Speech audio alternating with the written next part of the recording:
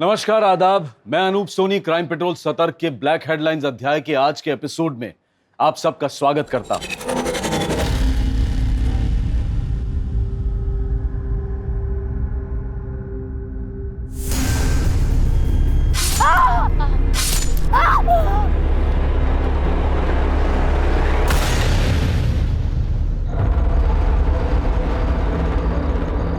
तो सेठ लोगों, यो है आज की बोली जो 15,000 से शुरू हुए हैं। तो लगाओ 16,000, 17,000 और बढ़ो 25,000। ये बात 25,000 से आगे कोई है कि निकल गई सबकी हवा? तो ये सौदा 25,000 में तय हुआ। आजा हुकुम, ले जाओ। तो आज की बोली यो रही 25,000 की, और यो है आज की दूसरी बोली 16 साल की छोरी। देख रहे हो ऊपर से नीचे तक। लगा बोली 5,000, 6,000 है। निकाल भिखारी को। 15,000। 15,000 से आगे कोई? बस। और कोई? हुकुम, यो हमारी छोरी से, इसने भी हमारे साथ ले लो ना। 20,000। 20,000 से आगे? ये लो हुकुम, ले जाओ। तो आज की यह बोली दोनों माँ बेटी का 45,000 में सौदा तय हो गया। मासा छोरा। हुकुम, बस एक आखिरी एहसान कर दो ना हमारे पे।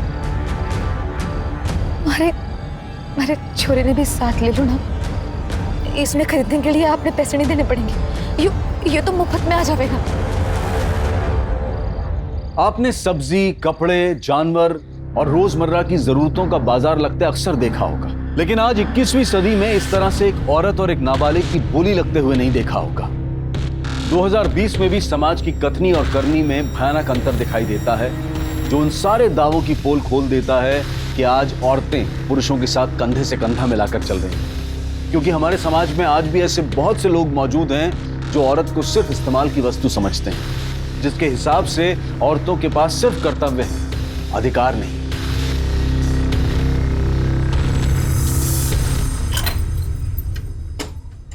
आ जाओ बेटा, आ जाओ। आओ, आओ। सामान वामान सब रख दो यहाँ पर, ठीक है? आज से तुम तीनों यही रहोगे।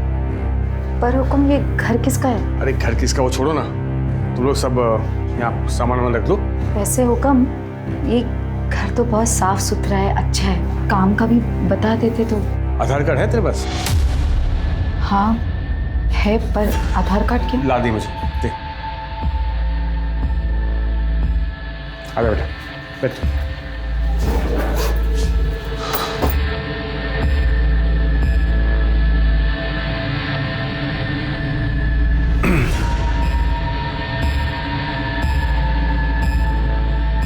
मैं एक काम करता हूँ, घर का कुछ ज़रूरी सामान लेकर आता हूँ, तब तक तुम लोग आराम करो।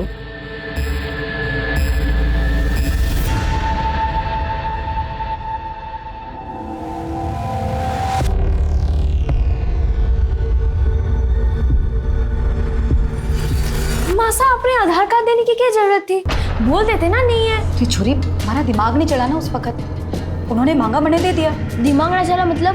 थारी इन्हीं हरकतों की वजह से आज हम यहाँ आए। क्या जरूरत है आधार कार्ड देने की? तो छोरे, शांति रख। वहाँ कौन से मजे में थे? अरे ना काम था ना खाने को था। हम दोनों ने ना भूखा नहीं मारना चाहती थी, इसलिए यहाँ आने के लिए राजी हो गई। और तुम दोनों मने खामखा में सुना रहे हो। चलो कोई ना, सब ठीक हो जाएगा। कैसे ठीक होगा? अब तो तुमने आधार कार्ड भी दे दिया, अब तो मैं ऐसे भाग भी ना सकते।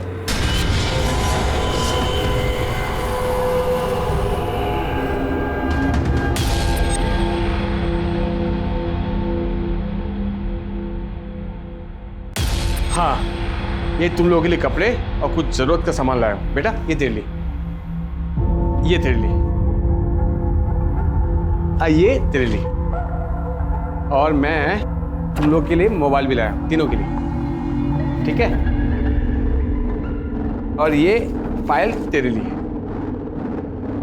हाँ, एक भूल गया, ये आधार कार्ड।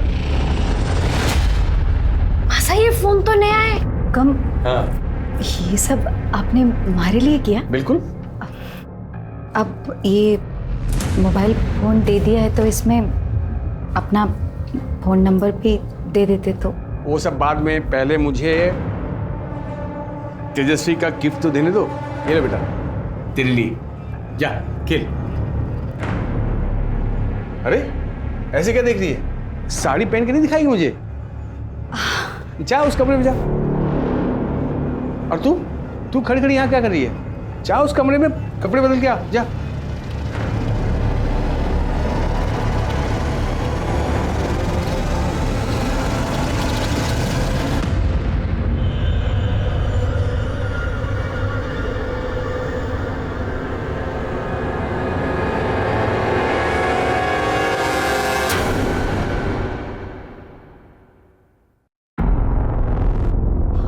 आप यहाँ क्या कर रहे हो?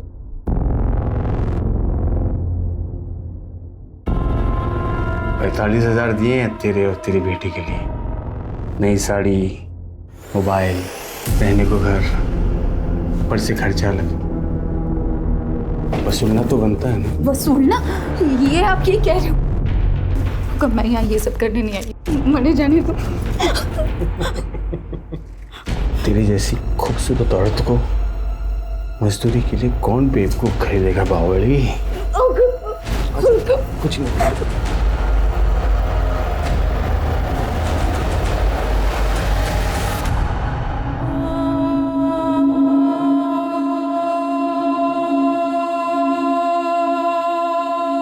मासा देखना कैसी लग रही हूँ। पायल उतार दे ये कपड़े और अपने पुराने कपड़े पहन ले। क्यों? हर सवाल का जवाब देना जरूरी ना है। तन्ने मुंह फुला के बैठना है ना, तू बैठ। मारे तो घूमने जाना है, मैं चल। पायल तू सुन नहीं रही मैं क्या कह रही हूँ? पायल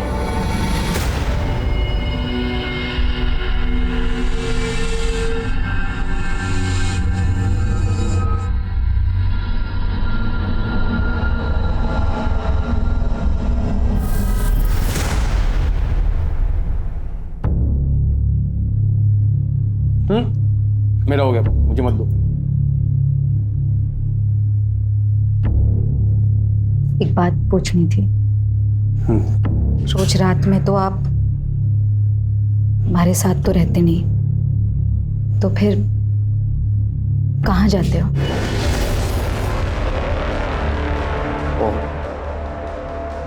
तो तू अब मुझसे सवाल करेगी? ना हुकुम, क्यों बात नहीं। बस मैं तो ये जानना चाह रही थी कि अगर हमारे साथ नहीं रहते तो फिर किसके पास जाते हो?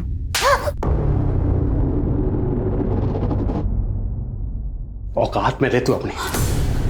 खरीदा है मैंने तुझे, खरीदा है। शादी नहीं हुई हमारी जो बीवी का नाटक कर रही है तू।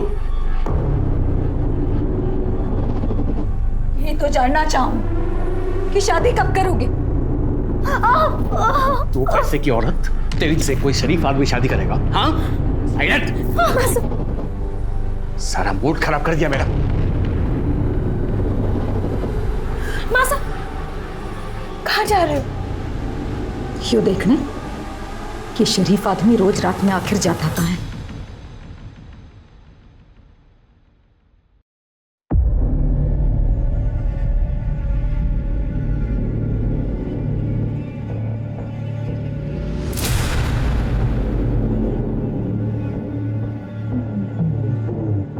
कहाँ गई थी तू? बाजार गई थी। ये लोग कौन है? चल अंदर जा, जा। हाँ मगर ये है कौन? चल बताता हूँ, चल चल।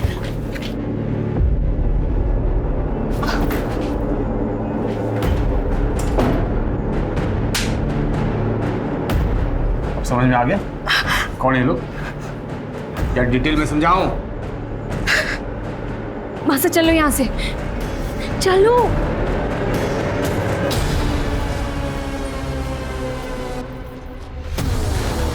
तेरी इतनी हिम्मत! मेरा पीछा करते हुए यहाँ तक आ गई। अब समझ में आ गया ना मैं रात को कहाँ जाता हूँ? समझ में आ गया? तुम्हारे पास ऐसे नहीं करेगी वो फिर। छोड़ दो उन्हें। चल निकल यहाँ से। अब दोबारा कभी यहाँ दिखाई दी ना, जान से मार दूंगा मैं।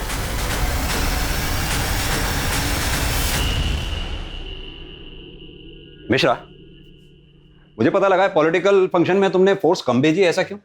सर बाकी की फोर्स मैंने सिविल हॉस्पिटल में भेजी है। सर, गौतम नगर के पीछे वाले एरिया में एक डेड बॉडी मिली है।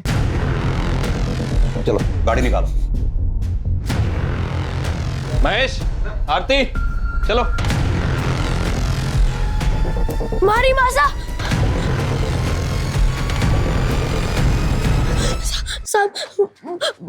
मारी मासा और दीदी पता नहीं कहाँ चली गई है। साहब उन्हें ढूंढना। घबराओ नहीं, आराम से बताओ क्या हुआ तुम्हारी मासा और दीदी को?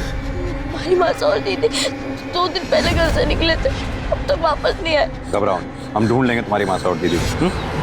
दामिनी, बच्चे को पानी वानी पिला के इसे शांत करो, इसकी स्टेटमेंट दे दो। जाओ बेटा दीदी के साथ।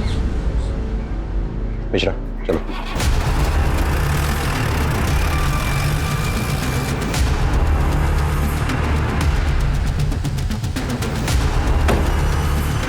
आओ सॉरी तो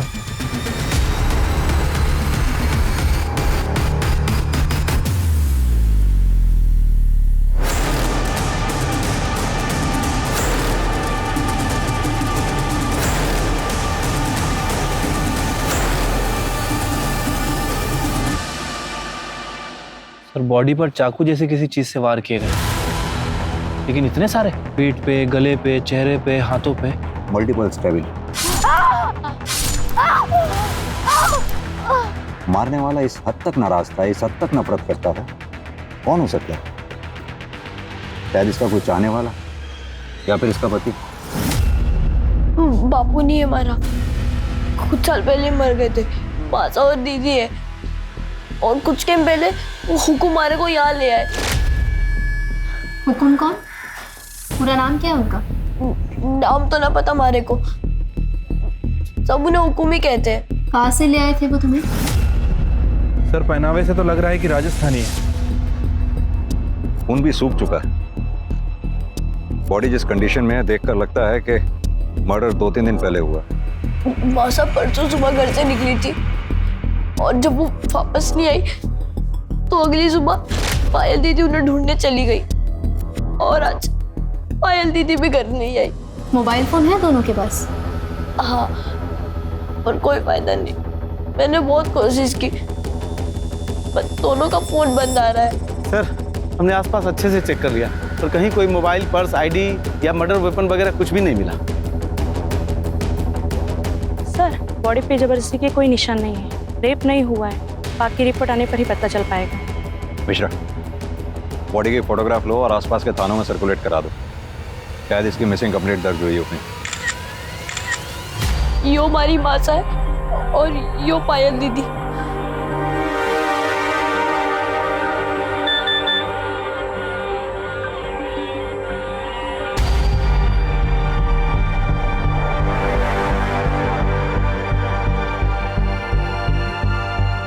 बेटा, तुम्हारी माँ के हाथ पे कुछ गुदा हुआ है क्या, या कोई निशान? हाँ, माँ के सीधे हाथ पे यहाँ ओम का निशान है।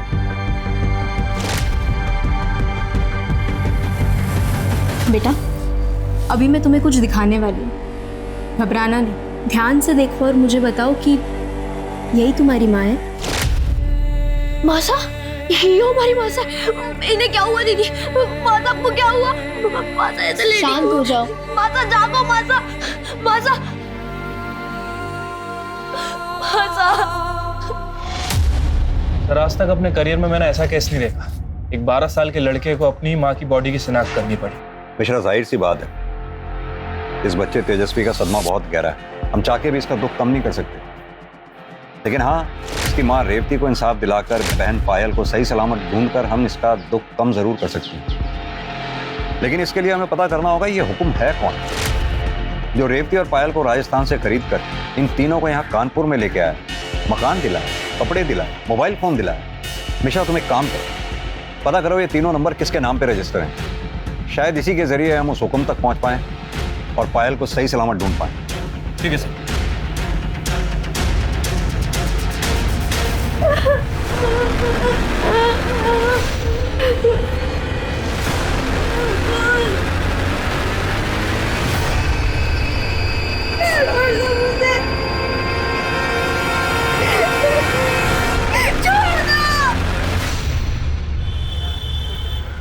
सर, तेजस्वी ने हुकुम का ये स्केच बनवाया।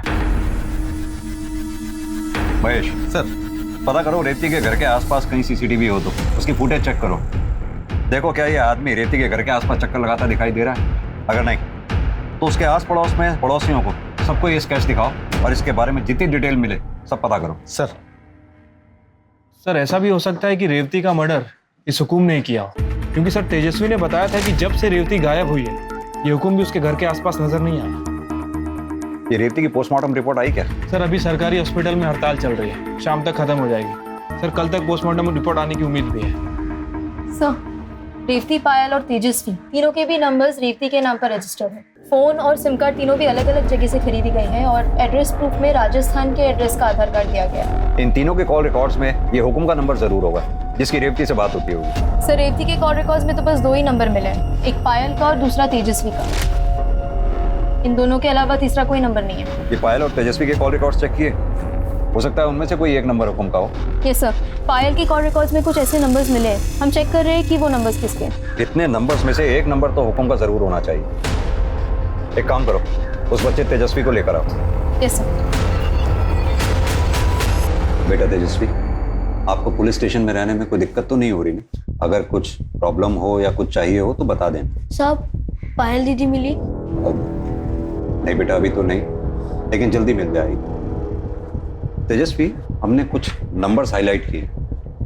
ये ब्लू कलर में जो नंबर हाईलाइट किए हैं जरा इन्हें देख के बताओ, ये किसके नंबर हैं? पता नहीं साहब, पर ये शिव और लाखन के ही होंगे, क्योंकि हमारे से अलग दीदी इन दोनों से बातें करती थी। बेटा ये दोनों रहते कहाँ पर हैं? घर तो नहीं पता साहब, पर हमारे घर के आसपास ही देखा है मैंने इन्हें। इन्हें देखोगे तो पहचान लोगे? हाँ।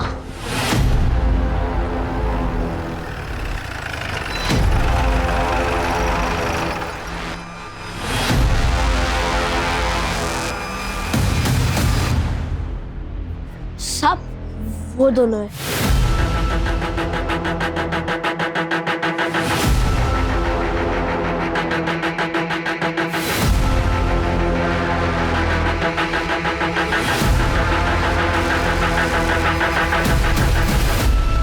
साहब, हम और पायल दोस्त थे, वही हमको बताई थी कि उनके यहाँ जो एक आदमी आता था उसको ये सब हुकुम करके बुलाते थे। क्या यही है वो आदमी? हाँ साहब, यही है।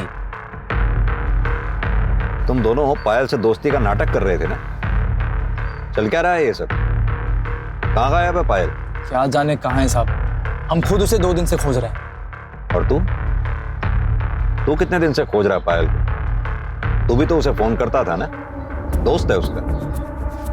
काहे की दोस्ती साहब, वो तो हमको घास भी नहीं डालती थी, सारा दिन फोन करते रहते थे मगर फोन नहीं उठाती थी। वो तो सब सिम को ही बढ़ावा देती थी बस। दोनों का बराबर चुम्मा चाटी चलता था साहब। हम भी समझ गए थे कि वो भी दुनिया के जैसी है, हम विकलांग को काहे चुनेंगे।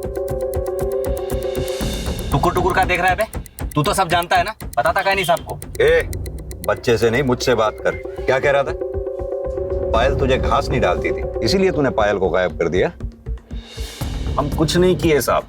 साहब ये सही बोल रहा है, पिछले 1 महीने से हमारा प्यार था, फोन पे बातचीत, मैसेज खूब चल रहा था। ये देखिए साहब, वो खुद भी हमको मैसेज करती थी। क्या पायल ने तुम दोनों को ऐसा कुछ बताया था जो उसके गायब होने की कोई खास वजह बन सके? बताई तो नहीं थी साहब, पर हम खुद देखे थे उसके साथ जो हुआ था। एक आदमी उनके घर आया था, वो पायल के साथ रेप किया था, तो वो भी उसके माँ के सामने। कब हुआ था ये? अब पायल के गायब होने के 1 दिन पहले। हम समझ गए थे उसके साथ जो कुछ हुआ है सबका उस पर बहुत बुरा असर हुआ होगा, इसलिए मुझसे मिलना चाह रहे थे, उसे थोड़ा सांत्वना देने के लिए। बेटा तेजस्वी, तुम इस बारे में पता था? नहीं माँ साहब, दीदी ने मैंने कुछ ना कही। तो तुम दोनों ने उस आदमी का चेहरा नहीं देखा जिसने पायल का रेप किया था? नहीं साहब। अब तो हम सब कुछ बता दिए, जाएं क्या? नहीं, तुम दोनों तब तक नहीं जा सकते जब तक ये साबित ना हो जाए जो कहानी तुमने सुनाई है वो सच है, और पायल के गायब होने में तुम दोनों का कोई हाथ नहीं।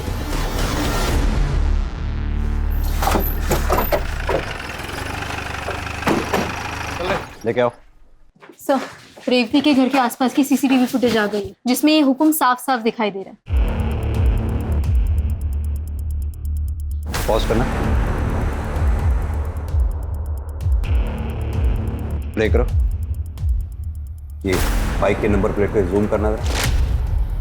अब यही आदमी हमें इस हुक्म तक पहुंचाएगा। आरटीओ से इस बाइक की डिटेल्स निकलवाओ। ये जो कोई भी है इसे उठा के ले आओ।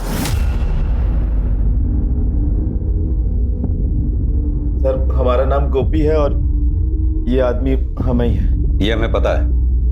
अब उसके बारे में बता जिसके गले लग रहा है। साहब, ये हरीश यादव है, हमारा पुराना दोस्त। बहुत साल से हम एक दूसरे के टच में नहीं थे, लेकिन कुछ दिन पहले जब हम उसको देखे तो मिल लिए और 4 बातें हो गई। अबे, और आगे हो क्या? अंधा है क्या? दिखता नहीं है? अरे क्या बात है हरीश, मेरा भाई। कैसा है यार? बढ़िया यार, तू बता कैसा है? मैं बहुत बढ़िया हूँ। अब 2 मिनट की बस मुलाकात थी साहब, बस। कहाँ रहता है तेरा ये हरीश यादव? बचपन के दोस्त हैं। ये पहले वो सुमन बिहार में रहता था। अभी कुछ दिन पहले जब हम वहाँ गए तो पता चला बहुत पहले ही वहाँ से कहीं शिफ्ट हो गया है। अभी कहाँ शिफ्ट हो गया साहब, ये हमको नहीं पता। इतने साल बाद मिला, उसे नया पता नहीं मांगा? फोन नंबर तो होगा। नंबर मांगे थे साहब उससे, लेकिन वो टाल दिए। वो ना देना चाहते होंगे तो हम फिर जोर भी नहीं डाले। फिर साहब वो अपने रास्ते और हम अपने रास्ते। तो साहब हम जितना जानते थे हम सब बता दिए। अब हम जा सकते हैं। मिश्रा, इसके एक फोटो ले लो रिकॉर्ड में रखने के लिए। गोपी के जरिए हरीश यादव तक पहुंचने की पुलिस की उम्मीद जाया हो चुकी थी और इसी बीच पुलिस ने तेजस्वी को एक एनजीओ में रहने के लिए भेज दिया, जहां से वो अपनी बहन के मिलने की उम्मीद में हर रोज फोन करता था। लेकिन फिलहाल पुलिस के पास उसे सांत्वना के अलावा देने के लिए और कुछ नहीं था। पायल की खोज में पुलिस चारों तरफ अपने हाथ पैर मार रही थी और फिर अचानक उन्हें पायल के बारे में पहली लीड मिली। आपके पड़ोसी विष्णु यादव के यहाँ कुछ गड़बड़ चल रही है, मैं कुछ समझा नहीं। अरे सर, उन्होंने 16-17 साल की लड़की को घर में कैद करके रखा है, वो भी बिना कपड़ों के, सिर्फ चादर में। हमने खुद देखा है उसे खिड़की पर खड़े हुए। जिस लड़की को उन्होंने कैद कर रखा है उसी को खिड़की पे हवा खाने खुला छोड़ दिया। अरे मैडम, हम झूठ थोड़ी बोल रहे हैं। हम यहाँ पे अपना समय खराब करने नहीं आए हैं। दामिनी, ध्यान से देखो, यही थी वो लड़की? हाँ साहब, बिल्कुल यही लड़की थी।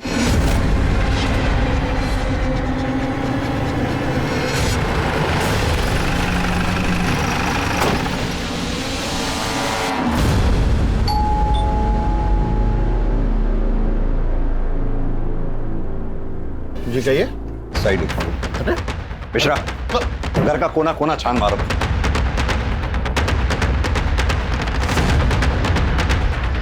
सर बताएंगे आप क्या ढूंढ रहे हैं?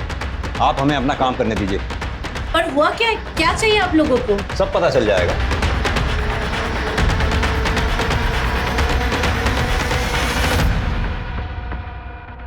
क्या बात है भैया? पुलिस आपके घर में क्या करी? अरे बता नहीं रहे कुछ। जिसे हम सारी दुनिया में ढूंढ रहे हैं तो खुद ब खुद चल के हमारे पास आ गया। क्या? मैं कुछ समझा नहीं, आप क्या बोलना क्या चाहते? हरीश यादव और हुकुम, क्या लगते हो तुम इनके? मैं इनका छोटा भाई हूँ। यहाँ पास 2 मकान छोड़ के मैं रहता हूँ। पर आप ये बताइए कि बात क्या है? अब पूछेंगे हम और बताएगा तू। तेरे लिए तो कई सवाल हैं हमारे पास। क्या? कैसे सवाल? जैसे कि पायल कहाँ है? यही थी ना? कहाँ छुपा रखा है उसको? पायल भला यहाँ पर क्या करने आएगी? और हम क्यों छुपाएंगे उसको? कुछ दिन पहले प्रताप नगर में किसी लड़के के साथ देखा था मैंने उसे। अब पता नहीं उसका अता पता क्या है, मुझे नहीं मालूम। पता सब मिल जाएगा। दामिनी, हरीश के घर की भी तलाशी लो। एक मिनट, ये चल क्या रहा है इंस्पेक्टर साहब, बताएंगे। अब यहाँ कुछ नहीं मिला तो इसे परेशान करेंगे आप? भैया 1 मिनट लेने दीजिए तलाशी इनको। जब वहाँ भी कुछ नहीं मिलेगा इनको तसल्ली होगी तब। वैसे भी हम कुछ कहेंगे इनको, हमारी बात सुनने नहीं वाले। क्यों नहीं सुनेंगे? तू अगर सच बोलेगा जरूर सुनेंगे। अब सीधी तरह से ये बता कि रेवती और पायल को राजस्थान से क्यों खरीद के लाया था? ये क्या बेहुदा मजाक कर रहे हैं आप? सर मैं एक लेबर कॉन्ट्रैक्टर हूँ भैया। आप बिल्डिंग के कॉन्ट्रैक्ट लेते हैं। हमारे यहाँ पर सारे राज्य के मजदूर आते हैं। रेवती भी आई थी कहीं से मजदूरी के लिए। ये पास वाले बिल्डिंग में हमारा काम चल रहा था। मंदी की वजह से उसे बंद करना पड़ा हमें। सर मेरी शराफत देखिए, रेवती 2 बच्चे लेकर आई थी ना, उसे मैंने प्रताप नगर में घर दिया रहने के लिए, राशन भरवाया उसके लिए, सब कुछ किया। आप मुझ पर इल्जाम लगा रहे हैं।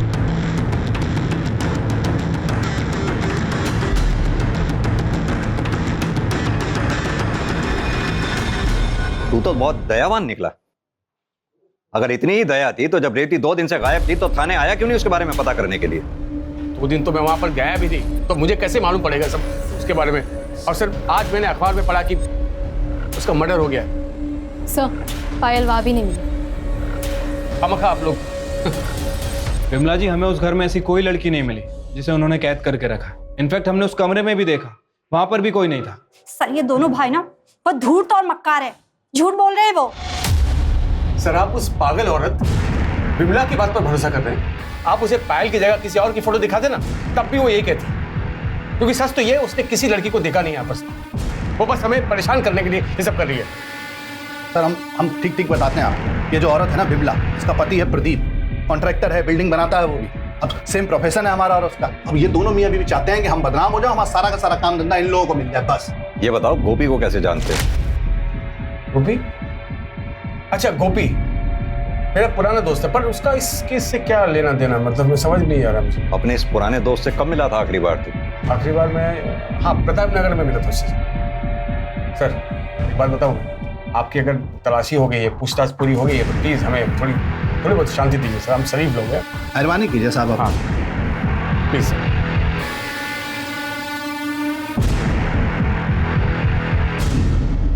ये हरीश यादव का कच्चा चिट्ठा निकालो, कॉल रिकॉर्ड्स, मोबाइल रिकॉर्ड सब निकलवाओ, और ये विमला ठाकुर की क्या कहानी है पता करो। सर विमला ने यादव परिवार पे जितने भी इल्जाम लगाए थे सारे के सारे बेबुनियाद हैं। वो ये काम उन दोनों भाइयों को फंसाने के लिए कर रही थी। यानी कि विमला ने किसी लड़की को खिड़की में देखा है, ये बात झूठ भी हो सकती है? हो सकती है सर। चाहे ये लड़की वाली बात झूठ भी हो, लेकिन फिर भी इन यादव भाइयों के बीच कुछ तो चल रहा है। मैंने नोटिस किया जब हम हरीश और विष्णु से बात कर रहे थे तो हरीश की बीवी बीना यादव कुछ घबराई हुई थी। ये पोस्टमार्टम रिपोर्ट अभी आई है नहीं?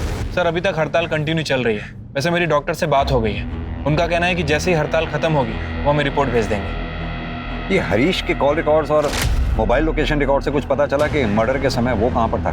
सर कुछ खास तो पता नहीं चला। सर अगर थोड़ी समय के लिए मान लेते हैं कि रेवती का मर्डर 26 फरवरी को दोपहर से रात के बीच में कभी हुआ होगा, सर उस टाइम इनफैक्ट उसके एक दिन बाद 1 बजे तक हरीश के फोन की लोकेशन उसके घर की ही थी। अब तो ये भी तो हो सकता है कि हरीश ने अपनी एलिबाई क्रिएट करने के लिए मोबाइल घर पर छोड़ दिया हो, और कुछ सस्पिशियस जो कॉल रिकॉर्ड से निकला हो।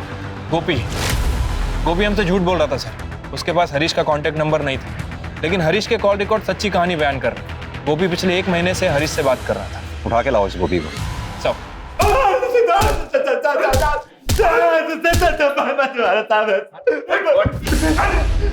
ये बोल की झूठ की बोला बता दो साहब।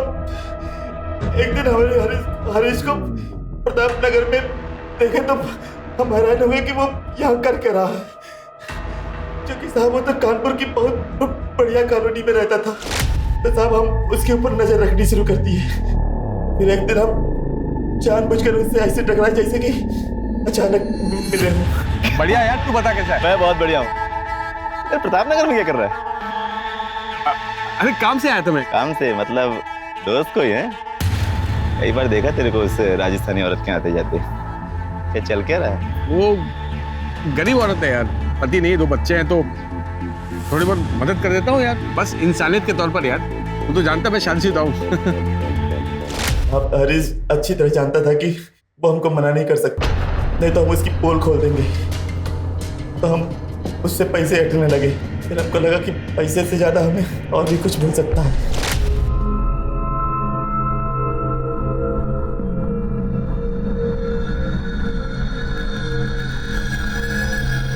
अरे ये रहन, तुम अपने कमरे में जाओ, ठीक है?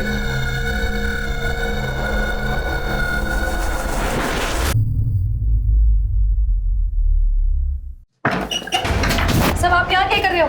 हैरान क्यों हो रही? बताया नहीं क्या हरीश तुमको? हाँ आप जाओ यहाँ से। आओ इधर इधर इधर इधर उधर बंद कर। सर हम अम्मा कसम खा के कह रहे हैं साहब, हम सिर्फ एक ही बार सोए थे उसके साथ। रेप कहते हैं उसे, और जब दूसरी बार रेवती ने तेरा शिकार होने से मना कर दिया तो तूने उसे मार डाला। भगवान सब नहीं मारे साहब, क्योंकि तुम्हारा की तो नौबत नहीं आई इससे पहले। वो मैं क्यों मारूंगा सर उसको? मेरा तो रेवती के साथ अफेयर चल रहा था। अफेयर नहीं चल रहा था। तूने रेवती को अपनी हवस मिटाने के लिए खरीदा था, और न तू सिर्फ उसका इस्तेमाल कर रहा था बल्कि औरों से भी रेवती का इस्तेमाल करवा रहा था, जैसे कि गोपी। झूठ बोल रहा है सर, वो कभी ना एक नंबर का। रेवती ने मुझे बताया था कि वो गोपी ताक झाक करते हुए उसके घर तक गया था और उसे अकेला देखकर उसके साथ जबरदस्ती की। वो बिल्कुल टूट गई थी सर। मैं तो यहाँ तक सोचा कि अगर मैं इससे शादी कर लूँ तो शायद उसका दुख कम हो जाए, लेकिन मैं ऐसा करता इससे पहले कि वो गायब हो गई सर। और 2 दिन बाद अखबार में खबर मिली कि उसका मर्डर हो गया। आपको बता नहीं सकता कितना झटका लगा मुझे सर। अगर इतना ही बड़ा झटका लगा था तो तू पुलिस स्टेशन क्यों नहीं आया उसके बारे में पूछताछ करने के लिए? ना ही तूने उसके बच्चों की सुध ली। पायल और तेजस्वी को ढूंढने में प्रताप नगर गया था, पर वो दोनों वहां नहीं थे, चले गए थे कहीं। और आप ही ने तो बताया कि पायल लापता है। अब तक तेजस्वी का भी पता नहीं चल रहा, कुछ पता नहीं सर कहाँ होगा, कैसा होगा। बड़ी चिंता हो रही है मुझे उसकी। उसकी चिंता मत कर, वो जहां कहीं भी है सुरक्षित है।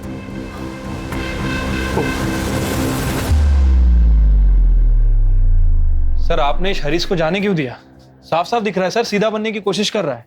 समझ तो मुझे भी आ रहा है मिश्रा, लेकिन इस हरीश के खिलाफ हमारे पास कोई ठोस सबूत भी तो नहीं है। सर ऐसे तो सबूत शिव और लाखन के खिलाफ भी नहीं है। छोड़ दो उन्हें। लेकिन सर देखो मिश्रा, इन तीनों का कनेक्शन पायल से है, तो पायल जरूर इन तीनों में से ही किसी एक के पास होगी। ये जानने के लिए थोड़ा बहुत तो रिस्क लेना ही होगा। सर मुझे लगता है कि हमें यादव परिवार की औरतों से भी बात करना चाहिए, क्योंकि अगर ये विमला सच बोल रही है, मेरे ख्याल से इन औरतों को भी कुछ ना कुछ पता होगा। नहीं मिश्रा, मुझे नहीं लगता यादव परिवार की औरतें अपना मुंह खोलेंगी। मुझे तो वो भी विक्टिम ही नजर आती हैं।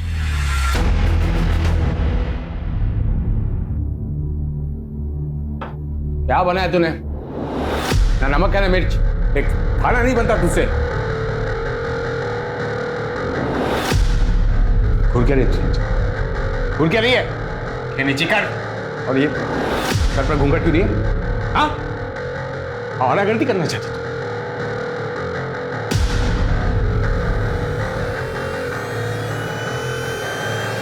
बस अब बहुत हुआ।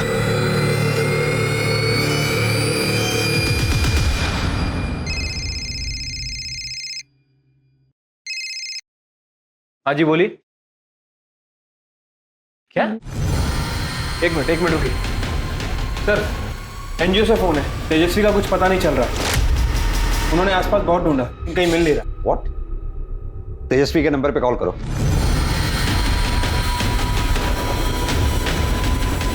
सर उसका फोन भी स्विच ऑफ है। मिश्रा, इससे पहले कि तेजस्वी के साथ कुछ गलत हो जाए हमें उसे ढूंढना होगा। चलो।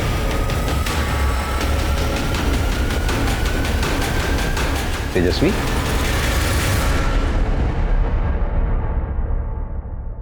घबराओ नहीं, बैठो। चलो पानी पियो। आराम से बेटा, आराम से। अच्छा ये बताओ, तुम एनजीओ से भागे क्यों? मैंने पायल दीदी का फोन आया था। पायल दीदी को क्या कहा उन्होंने? इतने दिन कहाँ थी वो? इतनी बात नहीं हुई, बस इतना कहा कि शिव की मदद से हम गाँव वापस जा रहे हैं। और रात को 11:30 बजे कमला विहार के पास आने को कहा। मैं वहाँ एनजीओ से भागकर वहीं गया था। मैंने उनका बहुत इंतजार किया पर वो वहाँ नहीं आई। हमारी दीदी को ढूंढ लो सब, हमारी दीदी को ढूंढ लो सब। चिंता मत करो, बैठ जाओ, हम तुम्हारी दीदी को ढूंढ लेंगे। मिश्रा, ये शिव जहाँ कहीं भी है उसे खोद के निकालो और पायल के फोन पे कॉल करो। उसका कोई पता नहीं, उन्होंने कोई और नंबर से कॉल किया था। तो फिर किस नंबर से किया था? उन्होंने ये नंबर से कॉल किया था। किसका नंबर है? पता नहीं। कॉल करो इस नंबर पे। कल तो कहीं आसपास ही बज रही है। दामिनी, तुम यहीं रहो इसके पास। आओ मेरे साथ।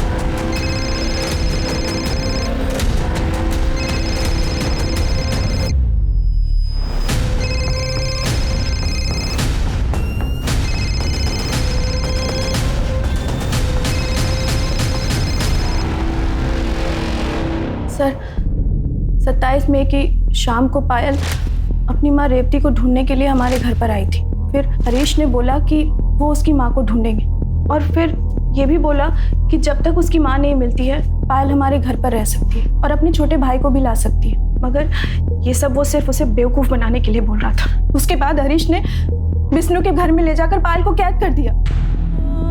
दोनों भाई दिन रात उस बच्ची को नोच रहे थे और मेरी सास और अंजू भाभी को भी इससे कोई प्रॉब्लम नहीं थी। उल्टा वो उसे बढ़ावा दे रहे थे।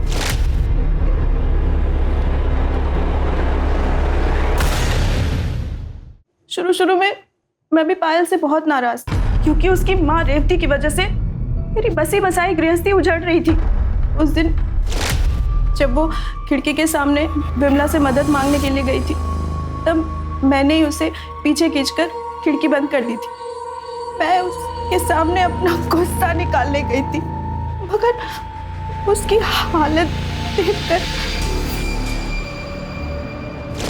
पायल के साथ जो कुछ भी हो रहा था वो सुनकर मेरी रूह कांप गई। फिर उसने मुझे ये भी बताया कि ये सब कब और कैसे शुरू हुआ। कौन? और का औरत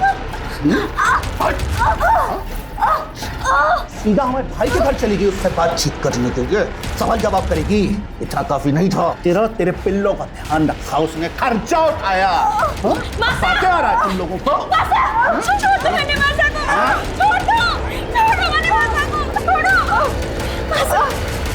तुम्हारी मम्मी को छोड़ दें, हम छोड़ देते हैं।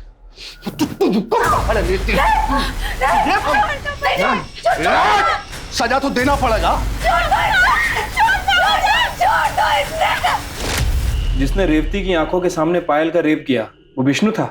अगर पायल विष्णु के घर पे थी तो हमें उस दिन क्यों नहीं मिली जिस दिन हम विष्णु के घर पे पायल को ढूंढने गए? क्योंकि सर, हरीश ने आपकी गाड़ी को विष्णु के घर के सामने खड़े होते देख लिया था। इससे पहले कि आप घर के अंदर जाते, वो पीछे के दरवाजे से घर के अंदर गया और पायल को निकालकर गाड़ी की डिक्की में डाल दिया। काफी पहुंचे हुए हैं दोनों भाई। ये पायल अभी भी आपके घर में है? नहीं सर, मुझे पता था कि आज हरीश और विष्णु घर लेट आने वाले हैं, इसलिए मैंने पायल को भगाने का प्लान बनाया। उसे अपना फ़ोन दिया और उसने अपने बॉयफ्रेंड शिव और अपने छोटे भाई को फ़ोन करके ये बोला कि वो कमला विहार, मतलब मेरे घर के पास रात को आ रहे। उसके बाद क्या हुआ? 11:30 बजे वो घर से निकली और उसके जाते ही आधे घंटे बाद हरीश और विष्णु घर आ गए। जब उन्होंने देखा कि वो घर से भाग गई है तो वो दोनों उसे ढूंढने के लिए निकल गए। सर, अगर उन दोनों ने उसे ढूंढ लिया तो उसे जान से मार देंगे। सर प्लीज आप कुछ कीजिए सर, इससे पहले कि वो उन्हें ढूंढे, आप प्लीज उसे बचा लीजिए। आप चिंता नहीं करो मिश्रा, चलो। सर, इंडस्ट्रियल एरिया के पास वाले जंगल में एक जवान लड़की की लाश मिली है। What?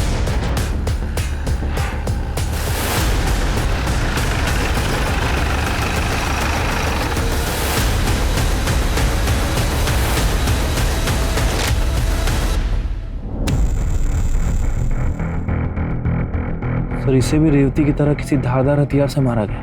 सर, इसकी बॉडी पर भी बहुत सारे जख्म हैं। दामिनी, बॉडी चेक करो। Yes sir.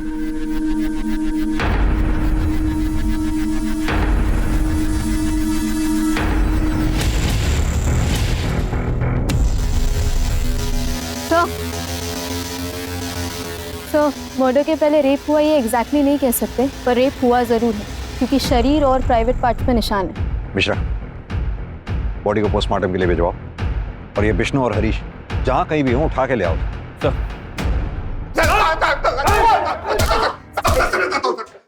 मैं सब सच बताता हूँ। पायल भाग गई थी, हम लोग डर गए थे। हम दोनों भाई बाहर जाकर पायल को ढूंढ रहे थे, बहुत ढूंढा सर, लेकिन वो नहीं मिली। तो थकार के हम लोग वापस आ गए थे। वापस आ गए? बोला था ना, झूठ मत बोलना। इतनी रात को सीसीटीवी फुटेज में सिर्फ एक गाड़ी इंडस्ट्रियल एरिया की तरफ जाते हुए दिखाई दी, जो गाड़ी तुम दोनों की है।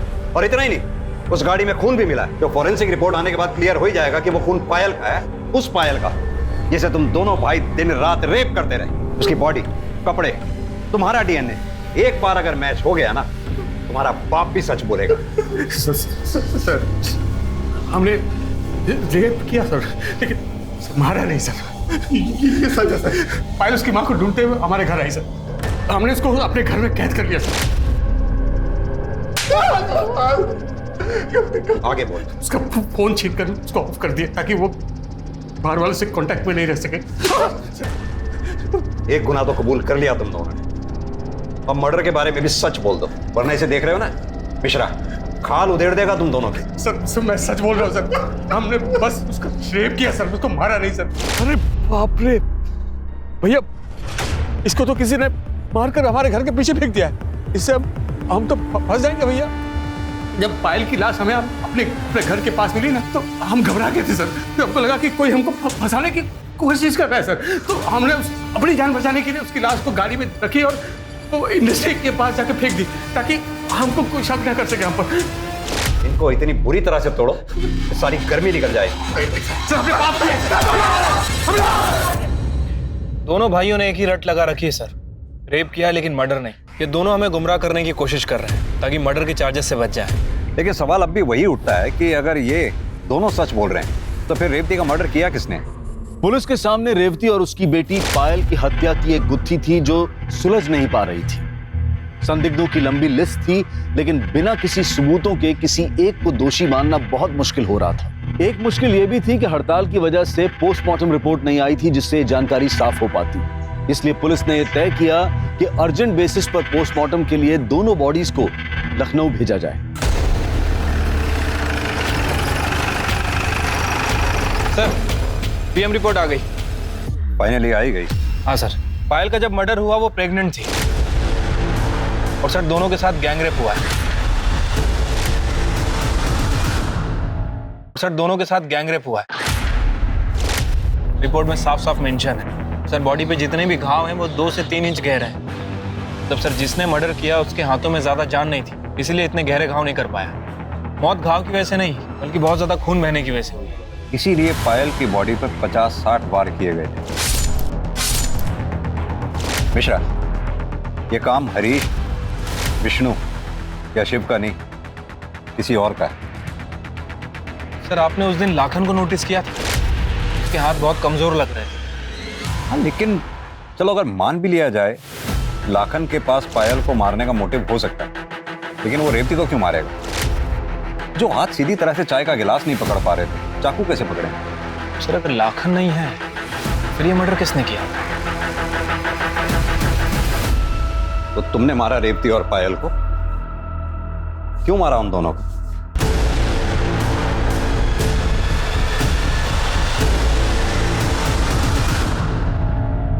हमारे को बिल्कुल अच्छा ना लगा था जब कोई हमारी मासा की बेइज्जती करता था। वो हुकुम 2 पैसे की औरत गई थी, उसने हमारी मासा को।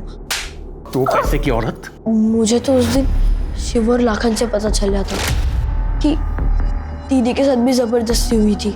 मासा गुस्से में हुकुम से बात करने घर से निकली और उसका कुछ फायदा नहीं था, इसलिए मैंने उनका पीछा किया और गौतम नगर के पास पहुंचते ही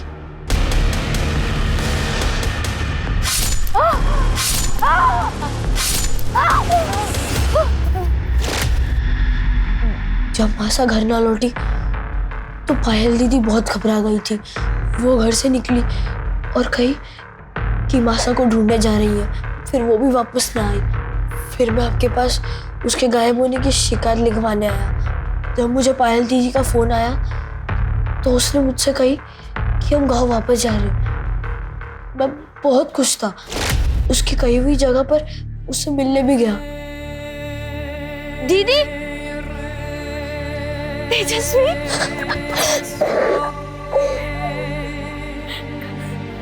चले गए थे आप। दीदी, तारा यो क्या हाल किसने किया? ये तुझे किसने मारा? कुमार उसके भाई ने रोज जबरदस्ती करते थे मेरे साथ, बहुत बुरा हाल किया। हमारी मासा, हमारी बहन को सबने बाजारू बना दिया था। नहीं चाहती मुझे ऐसी मासा और बहन। मैं तो पहले भी यहाँ नहीं आना चाहता था, पर मासा ने जबरदस्ती करके मुझे झोंक दिया इस नरक में, इसलिए मार दिया दोनों को मैंने। माना कि तुम्हारी माँ रेवती और बहन पायल के साथ जो कुछ भी हुआ बहुत गलत हुआ, लेकिन पुलिस थी ना उनके गुनहगारों को सजा देने के लिए। तुम्हें इस तरह से कानून अपने हाथ में नहीं लेना चाहिए। तेजस्वी के जुर्म कबूल करने के बाद भी पुलिस ने विष्णु और हरीश को तब तक पूछताछ के लिए रखा जब तक उन्होंने कबूल नहीं कर लिया कि हरीश ने पायल और रेवती को राजस्थान में हुई अवैध नीलामी से खरीदा था। पायल किससे प्रेग्नेंट थी ये जानने के लिए विष्णु और हरीश का डीएनए पायल के फीटस से मैच करवाया गया, जो कि विष्णु से मैच हुआ और दोनों को पॉक्सो एक्ट के तहत कड़ी सजा सुनाई गई। तहकीकात में पता चला कि रेवती विधवा थी और उसके रिश्तेदारों ने उसे किसी बिचौलिए को बेचा था और उस बिचौलिए ने आगे उसे हरीश को बेचा। बेशक तेजस्वी की कच्ची उम्र अपराधी और निर्दोष में फर्क नहीं कर पाई, जिसके कारण उसने अपनी ही मां और बहन की हत्या कर दी। लेकिन उस मासूम की इस मनस्थिति के लिए वो सभी लोग जिम्मेदार हैं जिन्होंने उसे इस हाल में पहुंचाया। कोरोना वायरस से बचाव के लिए सरकार और प्रशासन ने कई कदम उठाए हैं। हम सबके लिए बहुत जरूरी है कि हम उनके दिए गए निर्देशों का सही तरह से पालन करें, अफवाहों पर विश्वास न करें, डर का माहौल न फैलने दें। हमें पूरा विश्वास है कि हम सब एक साथ मिलकर इस आपदा को जड़ से मिटाने में सफल रहेंगे। अब मैं अनूप सोनी आपसे विदा लेता हूं। फिर मुलाकात होगी क्राइम पेट्रोल सतर्क के ब्लैक हेडलाइंस अध्याय में एक और नए केस के साथ। और याद रखें, क्राइम और आपके बीच में सिर्फ इतना फर्क है कि आप कितने सतर्क हैं। सतर्क रहें, सुरक्षित रहें। जय हिंद।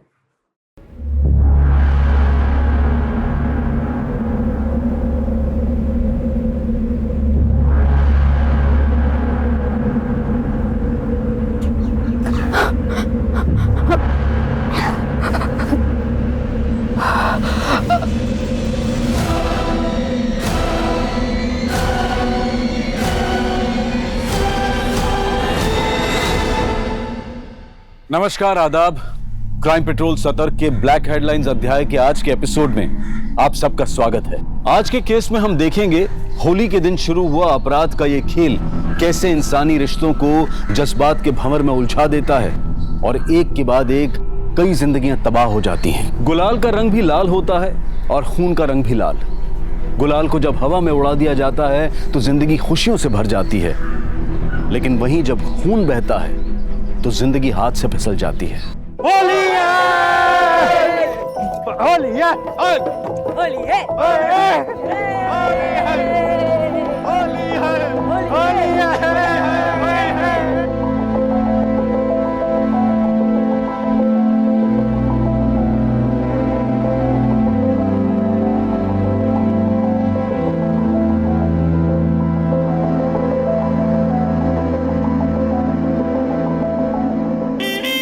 लो बन गई जोरी।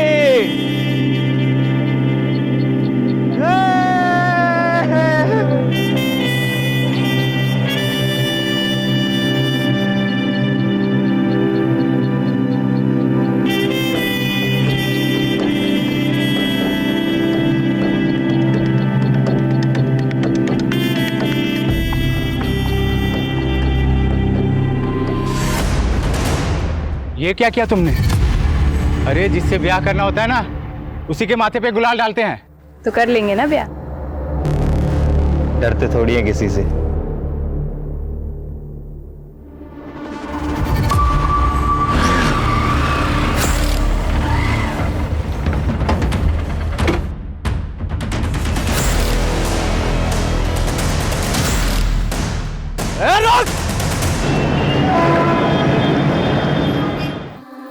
बेगम, होली मुबारक। आपको भी होली मुबारक। आप मेरे त्योहारों का भी कितना ख्याल रखते हो ना। देखो ना, मेरे लिए होली भी खेल रहे हो। तेरे लिए तो कुछ भी।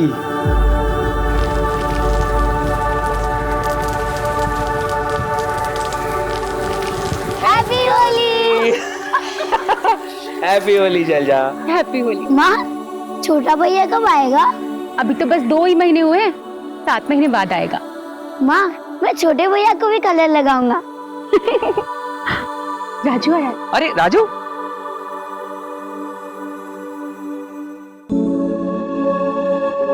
होली की शुभकामनाएं राजू। जीते रहो। होली की शुभकामनाएं साहब। हैप्पी होली राजू। हैप्पी होली सोनू। राजू, आपको भी होली की बहुत सारी शुभकामनाएं। तुम अभी भी स्कूल जा रहे हो या चाय के ठेले पे दिन भर काम करते हो? रोज स्कूल जाता हूँ साहब। आपने इतने अच्छे स्कूल में एडमिशन कराया, छुट्टी कैसे मार सकता हूँ? अरे मैं तो भूल ही गया, तुम्हारे इस महीने की फीस जमा करनी थी ना। मैं कल ही जाके देता हूँ, ठीक है? अब बातें हो गई हूँ तो चलो मिठाई खिलाती हूँ। चलो। मिठाइयाँ आ गई हैं इंजीनियर साहब। होली की बहुत बहुत शुभकामनाएं तुमको भी। हम सब ठेकेदारों की तरफ से जरा मुंह मीठा कीजिए सर। पकीजा जी, आप जानते हैं मैं सरकारी मुलाजिम हूँ। ये मैं ले नहीं सकता। साहब, आपकी सख्त रिपोर्ट की वजह से किसी भी ठेकेदार का बिल पास नहीं हो रहा है। हमारे बीवी बच्चे रास्ते पर आ जाएंगे साहब। देखिए मखीजा जी, काम सही कीजिए, रिपोर्ट अपने आप सही बन जाएगी। बस अपना आशीर्वाद हम पे बनाए रखना साहब, वरना क्या वरना? ना मजबूरन हमें कुछ करना पड़ेगा साहब। ये देखिए,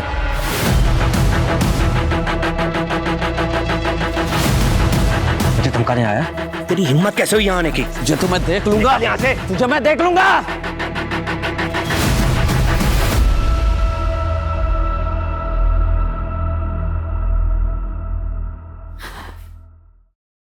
विनय, तुम जानते हो ना मैं रंग नहीं खेलती। मेघला, मैं यहाँ तुमसे कुछ और बात करने आया हूँ। मखीजा आया था।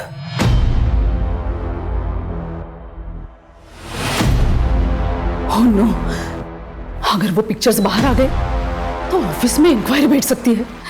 मेरा सारा रेपुटेशन खराब हो जाएगा, यहाँ तक कि प्रमोशन भी रुक सकता है, और ऊपर से घर परिवार टूट जाएगा। सो अलग विनय, हमें कुछ करना चाहिए। डोंट वरी, चाहे कुछ भी हो जाए तो मैं बदनाम नहीं होने दूंगा, और अगर जरूरत पड़ी तो तुम्हारे लिए किसी भी हद तक जा सकता हूं,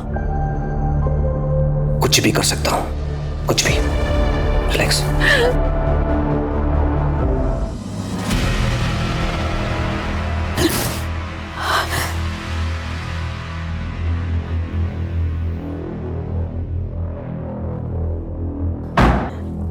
मैं चलता हूं।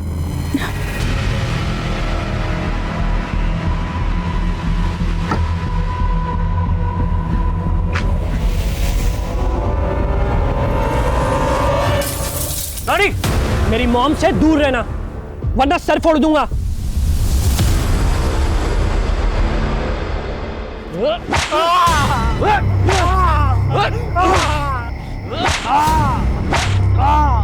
तेरी इतनी हिम्मत, तू मेरी बहन को नजर उठा के देखेगा?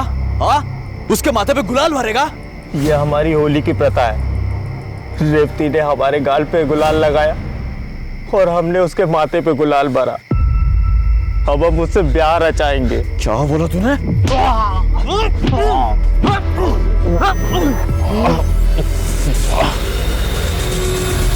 रुक जाओ।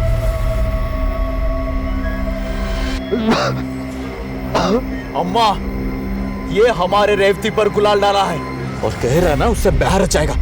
संग्राम, संग्राम, ये उन लोगों की परंपरा है, और आज के दिन ना तुम अपने दिमाग को जरा ठंडा रखो। अरे आज होली का त्योहार है। होली खून से नहीं, रंगों से खेली जाती है, समझे? आप सब लोग अपने घर जाइए और खुशी से होली मनाइए।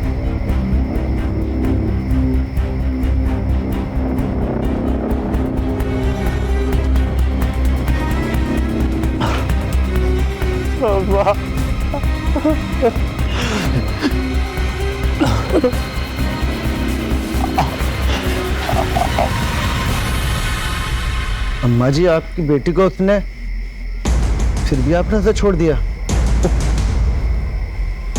अगला चुनाव विधायक के लिए, हर चीज ठंडी करके खानी चाहिए। इस महाधुप को गांव के बाहर तो निकलने दो, फिर बताते हैं इसे।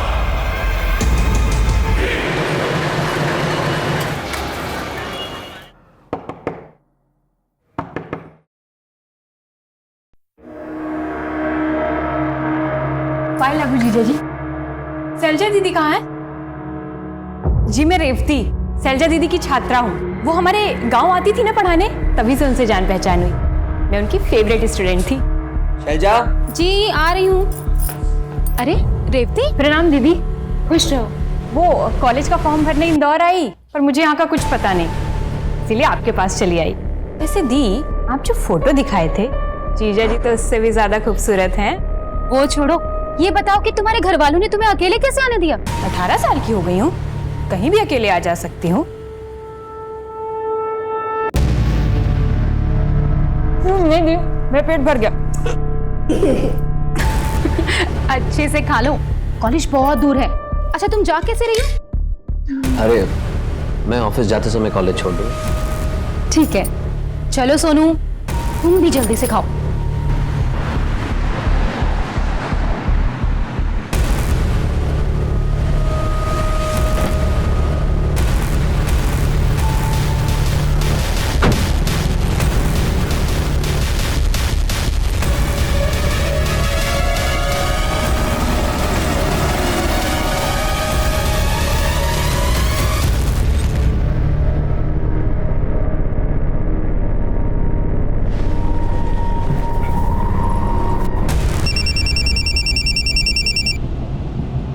हेलो।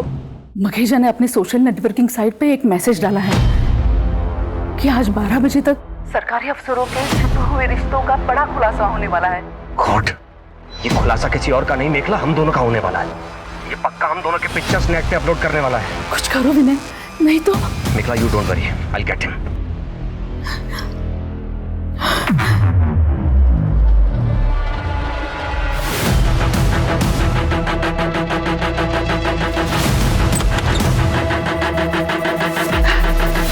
नमस्कार नमस्कार।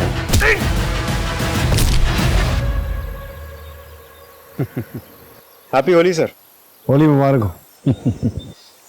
सर हमारी होली तो सबकी होली खत्म होने के बाद ही होती है। I know. आप एक्सक्यूज मी सर। हेलो, क्या?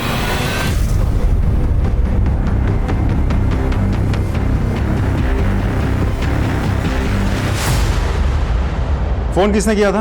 मैंने। पूरा घर चेक करो, बॉडी का पंचनामा करके इसे पोस्टमार्टम के लिए भिजवाओ। सर विनय कुलश्रेष्ठ, एग्जीक्यूटिव इंजीनियर। होली के दिन विनय के साथ इनका झगड़ा हुआ था। विनय ने इनको धमकाया भी था। तेरी हिम्मत कैसे हुई यहाँ आने की? सर ये फोटो देखिए, ये विनय और विनय के सीनियर कॉलीग मेखला, मैं इन दोनों को जानता हूँ। पूरा गांव छान मार, वो जहां भी दिखे उसे लेकर आ अभी इसी वक्त। चल। जी अम्मा जी। माँ, रेवती गहने और पैसे भी लेके भागी है। संग्राम, गहने बनवाए जा सकते हैं, पैसे कमाए जा सकते हैं, खेतों में बीज डालेंगे ना तो सोना उगेगा। लेकिन बात यहाँ से पैसों या गहनों की नहीं है, बात है हमारी इज्जत की। इसलिए उसे ढूंढ कर लेकर। ठीक है अम्मा।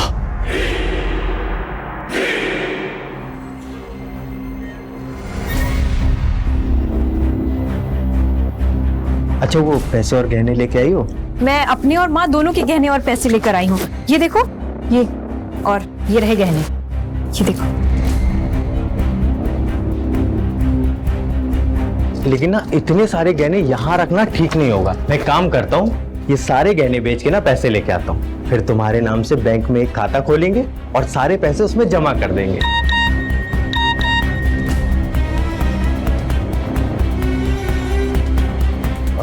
अच्छा सुनो ना। हाँ? मेरे ना अभी एक भाई आ रहे हैं, उन्होंने ही हमारी रहने की व्यवस्था की है।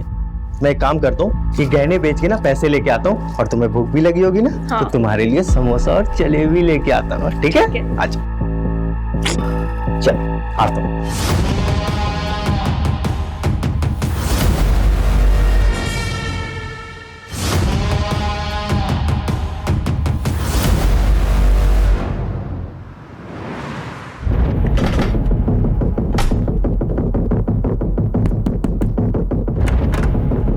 सर आप विनय कहाँ है? ऑफिस गए हैं। क्यों सर, क्या हुआ? वो ऑफिस पहुंचे नहीं, उससे पहले ही कहीं और चले गए। आपको मालूम है कहाँ गए? मुझे नहीं पता सर, मैं तो खुद सुबह से टेंशन में हूँ। उन्हें कई बार फोन मिलाया पर उनका फोन ऑफ जा रहा है। वो कभी ऐसा नहीं करते। मगर आप लोग उन्हें क्यों ढूंढ रहे हैं? ठेकेदार मखीजा का मर्डर हुआ और वहां से विनय का आईडी और मखीजा के फोन में विनय की ये फोटो मिली।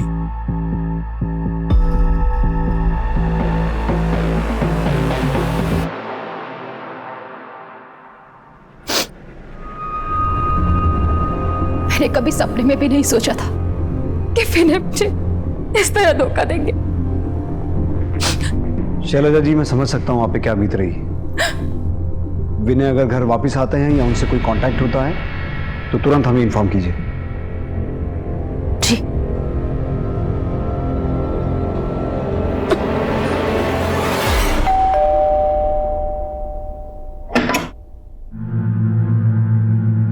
माधु ने भेजा है। जी आइए।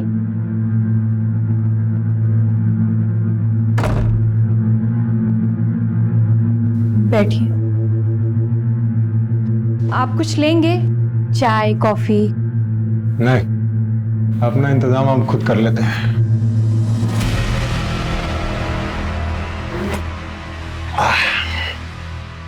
अरे तुम खड़ी क्यों? बैठो ना। ये क्या कर रहे हो? महादू आता ही होगा, उसी से बात करना। अरे माधु क्या अब कंचे खेलने आएगा? आओ। अरे मेरा हाथ छोड़ो, ये क्या कर रहे हो? शर्म नहीं आती अपनी होने वाली भाभी के साथ? अरे किसकी भाभी? तेरे वास्ते रोकड़ा पैसा दिया है माधु को। झूठ बोल रहे हो, ऐसा नहीं हो सकता। छोड़ो मुझे।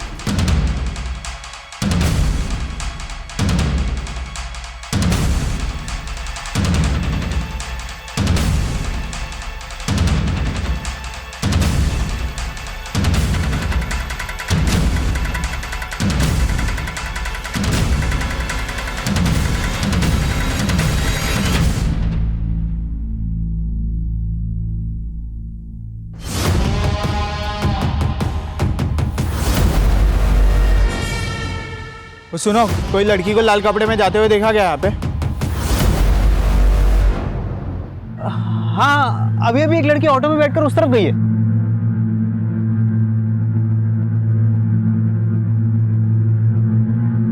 बताइए, आपका विनय के साथ क्या रिश्ता था? प्रोफेशनल। तो फिर आपकी और विनय की इंटीमेट पिक्स मखीजा के फोन में कैसे आई? ये तो आपको उसी से ही पूछना चाहिए। मखीजा अब इस दुनिया में नहीं है, इसीलिए आपसे पूछ रहे हैं। ये मखीजा मरा कैसे? कहीं आपने ही तो।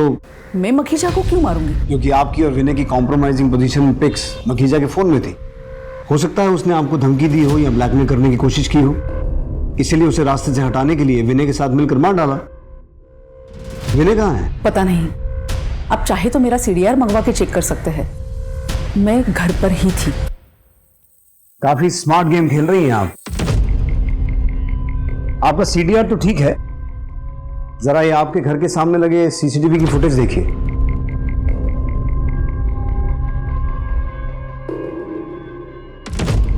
आपके बेटे रोनी की विनय के साथ क्या दुश्मनी थी? पता नहीं किसकी नजर लग गई मेरी बेटी की गृहस्थ जीवन में। ये सब कैसे हुआ बेटा? मुझे तो खुद कुछ समझ नहीं आ रहा। सुबह तो ये ऑफिस के लिए निकले थे और रेवती को कॉलेज छोड़ना था। रेवती कौन है? नानखेड़ा से आई थी माँ। नानखेड़ा?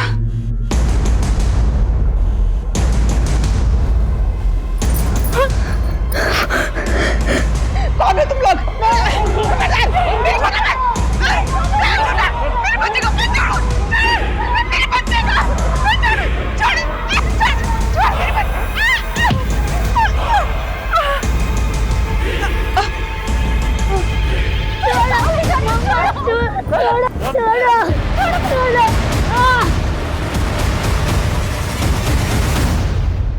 रोनी, विनय कहाँ है? How do I know sir? तुमने उसकी कार की हेडलाइट तोड़ी थी, उसे धमकाया भी था। किस लिए? वो हमारा कुछ पर्सनल प्रॉब्लम था।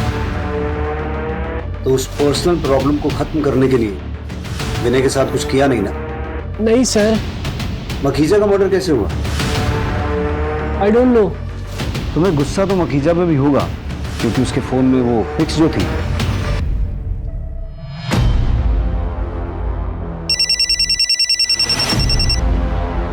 हेलो, मेरे बच्चे को उठा के ले गए साहब। कौन लोग थे? बड़े अजीब लोग थे, मुंह पर कपड़ा बांध रखा था, मैं उन्हें पहचान नहीं पाई। रेवती के बारे में पूछ रहे थे। रेवती कौन? किसी नानखेड़ा गांव से आई थी, दामाद जी उसे कॉलेज छोड़ने गए थे, दामाद जी तब से ही गायब है। मेरे बाल बच्चे बहुत खतरे में हैं, उनकी जान को खतरा है साहब, आप उनकी मदद कीजिए जल्दी, मेरी बेटी पेट से है। विजय, आसपास के सभी पुलिस स्टेशन, चेक नाके, टोल नाके, हर जगह इन्फॉर्म करो। नाकाबंदी होनी चाहिए, हर गाड़ी चेक होनी चाहिए, और बाहर गेट का जो सीसीटीवी है उसकी फुटेज निकालो। ये फोन किसका है? मेरी बेटी शैलजा का। विजय, इसके मैसेजेस और कॉल लॉग चेक करो, हो सकता है कोई लीड मिले। जी आप चिंता मत कीजिए, हम पूरी कोशिश करेंगे।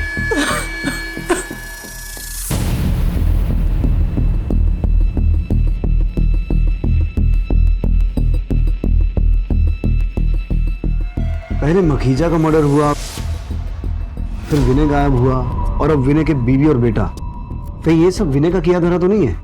मखीजा का मर्डर करके अपनी फैमिली को यहां से निकाल के धीरे धीरे गायब होने की कोशिश कर रहा। रेवती नानखेड़ा गांव से थी, और ये लोग भी गांव खेड़े के ही लग रहे हैं, चेहरे ढके हुए हैं। कहीं सबके तार रेवती से जुड़े तो नहीं है? विजय, नानखेड़ा पुलिस से रेवती के बारे में और जानकारी निकालो। सर, एक चीज नोटिस की आपने? दिखा रहा हूं, ये देखिए, गाड़ी में नंबर प्लेट ही नहीं है। जितने भी चेक नाके हैं सबकी सीसीटीवी फुटेज चेक करो, देखो ये गाड़ी कौन कौन से रास्ते से होकर गुजरी है। साहब,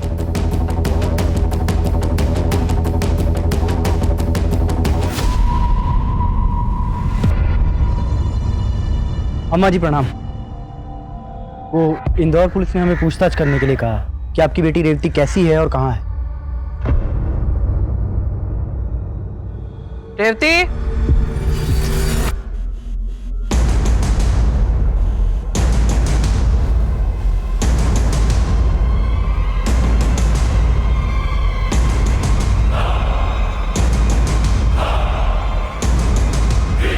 ये रही रेवती। दरोगा तुमसे मिलना चाह रहे थे, पूछ रहे थे तुम हो कैसी, ठीक हो ना तुम? हो गई तसल्ली? जी अम्मा जी, हो सकता है इंदौर पुलिस वालों को कोई गलतफहमी हो गई है। ठीक है, चलता हूँ, प्रणाम।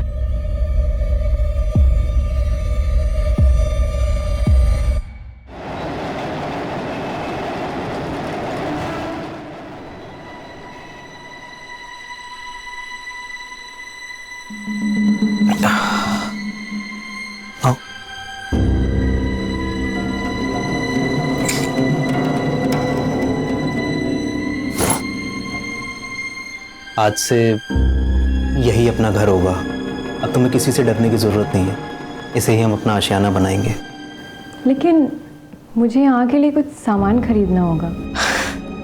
तुम उसकी टेंशन मत लो, मेरा पार्टनर है बिलाल, उसकी बीवी है बिल्लो भाभी, वो तुम्हारी खरीदारी में मदद कर देंगी।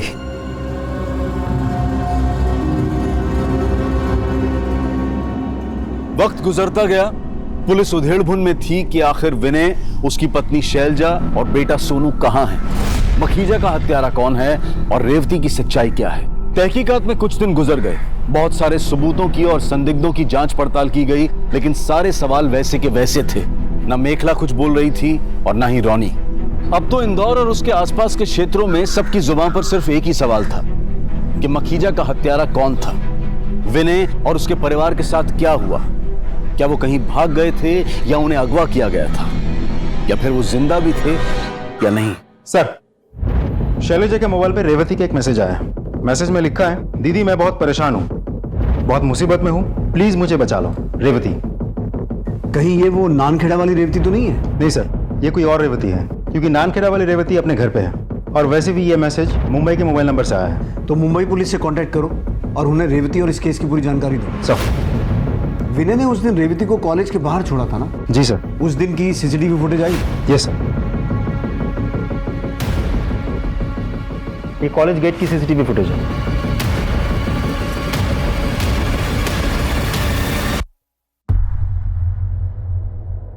ये तो कॉलेज के अंदर गई नहीं, ऑटो में बैठ के चली गई। और जो आदमी ऑटो में बैठा है वो कौन है? इस ऑटो का नंबर नोट करो और ऑटो वाले को ढूंढ के निकालो। सर।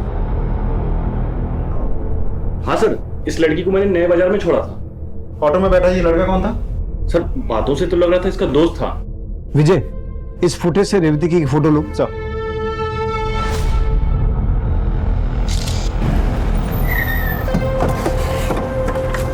सर यहीं उतारा था, वहां दोनों अंदर गए थे। सुनिए, ये लड़की यहाँ आई थी? जी साहब, ये एक लड़के के साथ में आई थी। बाद में लड़का तो चला गया, फिर ये लड़की भी भाग गई। अगर नामखेड़ा की रेवती अपने घर पे है तो फिर ये रेवती कौन है? और वो लड़का कौन हो सकता है जो इसे यहाँ लेके आया था? और फिर वो रेवती जिसने मुंबई से शैलजा के फोन पे मैसेज किया था। टोटल 3 रेवती हैं और तीनों किसी न किसी तरीके से इस केस से जुड़ी हुई हैं।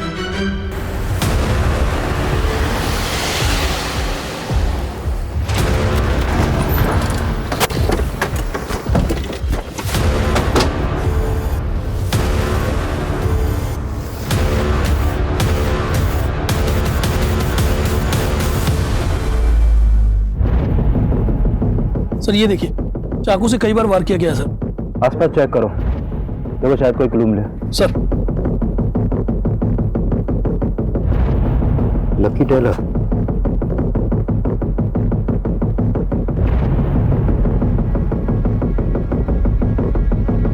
माने सर, शर्ट पे लकी टेलर का लोगो है। सर ये लकी टेलर तो काफी फेमस है, मुंबई 6 में है। एक काम करो, बॉडी को पोस्टमार्टम के लिए भेजो। टेलर से चल के बात करते हैं। सर। मुंबई में अचानक मुंबई पुलिस को एक अनजान आदमी की लाश मिलती है और सवाल ये उठता है कि क्या इस केस के तार भी इंदौर केस से जुड़े हुए थे?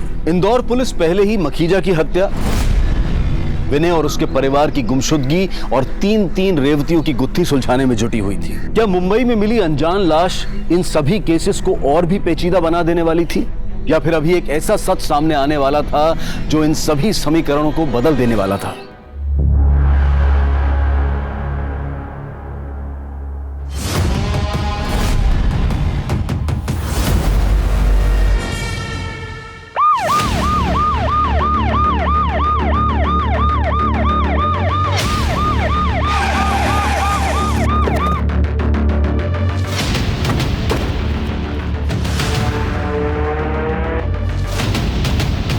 किसने? तुमने फोन किया था?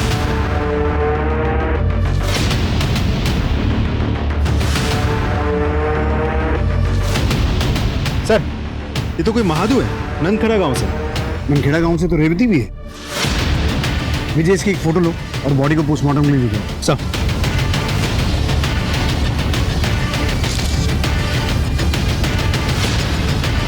हाँ सर, यही लड़का था सीसीटीवी वाली लड़की के साथ। हाँ सर, यही लड़का था जो रेवती के साथ आया था। विजय, नामखेड़ा के पुलिस स्टेशन को इन्फॉर्म करो, हम महादू के घर पूछताछ के लिए आ रहे हैं। सर।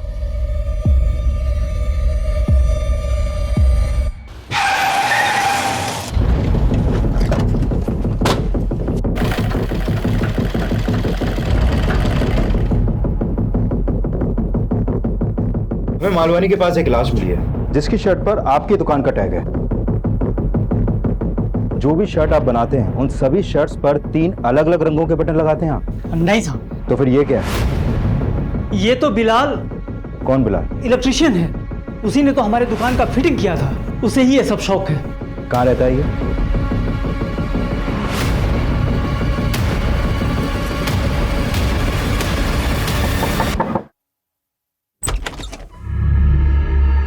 बिलाल का घर है? जी साहब, लेकिन 2 दिन से वो घर नहीं आया। मैं पुलिस स्टेशन आने वाली थी। क्या हुआ साहब? हमें एक डेड बॉडी मिली है और बॉडी अभी पोस्टमार्टम के लिए गई है।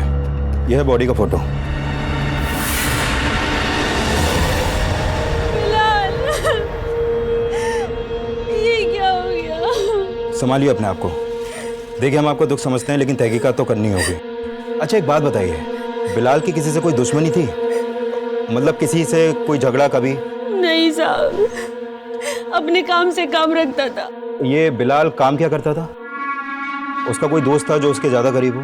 हाँ साहब, वो पिछली गली में शाम रहता है ना, उसके साथ काम करता था।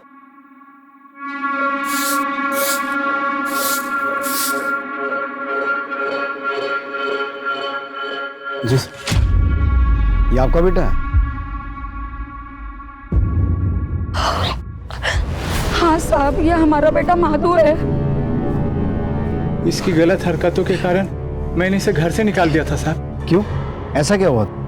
कोई काम धाम ही नहीं करता था, बस ताली पी के पड़ा रहता था साहब। आपको क्या लगता है उसके साथ किसी की कोई दुश्मनी थी, लड़ाई झगड़ा? यहाँ गांव में तो नहीं साहब, पता नहीं इंदौर में किसी से दुश्मनी हुई हो। तो उसने आपसे कभी संपर्क तो किया होगा, कभी कुछ बताया कि उसको किसी से खतरा है या ऐसा कुछ? नहीं साहब, हमारी उससे कोई बात ही नहीं हुई है। ठीक है, जैसे ही बॉडी का पोस्टमार्टम हो जाएगा आपको इत्तला करेंगे, आप बॉडी क्लेम कर सकते हैं। जी सर।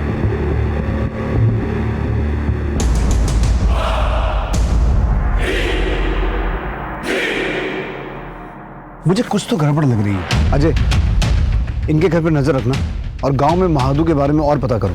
जी सर। अच्छा, ये रेवती भी इसी गांव की है ना? जी सर, वो घर पे ही है, मैंने खुद जाके चेक किया। ठीक है, आपको और कोई भी इंफॉर्मेशन मिले हमारे साथ शेयर कीजिए। सर। यही घर है साहब, वो शाम का यही घर है। यहाँ तो ताला लगा हुआ है, थोड़ा सा। सर, लगता है घर खाली करके ये लोग कहीं चले गए हैं। पूरे घर की तलाशी लो। सर। उधर चेक करो तो।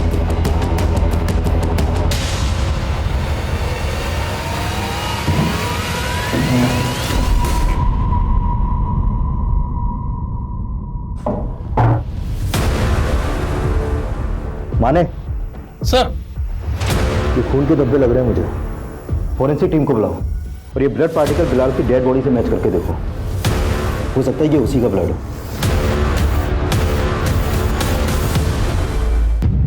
दाल में कुछ काला तो है।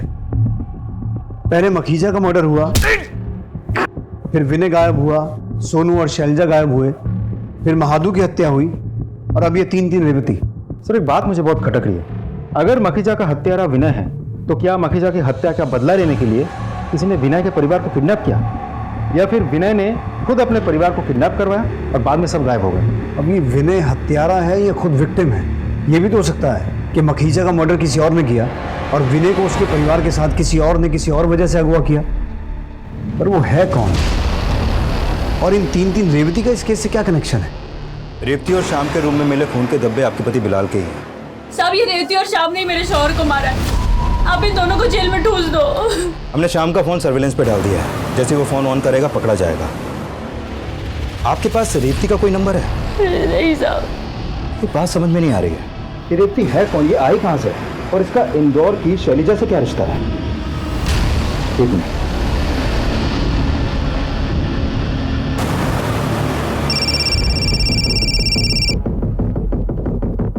जय हिंद। जय हिंद। मैंने आपको यह बताने के लिए कॉल किया है कि रेवती ने जिस नंबर से शैलजा को मदद मांगने के लिए मैसेज भेजा था, वो नंबर एक्चुअली मुंबई के बिलाल का है, लेकिन अभी उसका मर्डर हो चुका है। और बिलाल के मर्डर में हमारे सस्पेक्टेड क्रिमिनल बिलाल का एक दोस्त है श्याम और उसकी गर्लफ्रेंड रेवती है, और अभी ये दोनों ही फरार हैं। मैं आपको शैलजा केस से जुड़ी रेवती की फोटो दिखाता हूँ, आप देख के बताइए कि बिलाल केस से जुड़ी रेवती सेम है या अलग है। ये देखिए, ये देखिए, यही वो रेवती है जो शाम के साथ रहती थी। हाँ सर, यही है रेवती, और इन दोनों ने ही मिलकर मेरे पति को मारा है। तो शैलजा के घर आई रेवती ही मुंबई गई थी, इसका मतलब है रेवती नंबर 2 और 3 सेम है, लेकिन इस रेवती को इंदौर में महादू के साथ देखा गया था। तो क्या इसी रेवती ने महादू की हत्या की यहाँ इंदौर में और वहां मुंबई जाके बिलाल की हत्या की? खैर, आपको अगर रेवती मिलती है तो हमें इन्फॉर्म कीजिए। श्योर। जय जय हिंद। Excuse me. हेलो। हाँ, very good, thank you. Sir, आपका शक बिल्कुल सही निकला। मखीजा के मोबाइल में विनय और मेखला के जो पिक्चर्स मिले थे, वो हमारी टीम ने बहुत डिटेल में स्टडी किया। उसमें माइक्रो लेटर्स में उस मोबाइल कंपनी का वाटरमार्क है जिसमें पिक्चर्स खींचे गए थे। सर, मखीजा का मोबाइल किसी और कंपनी का था, लेकिन पिक्चर्स खींचने वाले ने ब्लूटूथ के जरिए पिक्चर्स ट्रांसफर किए थे, इसलिए ज़्यादा कुछ पता नहीं चल पा रहा था। पिक्चर्स क्लिक किसने की? मेखला के ड्राइवर ने। तुम मेखला के ड्राइवर हो? जी सर।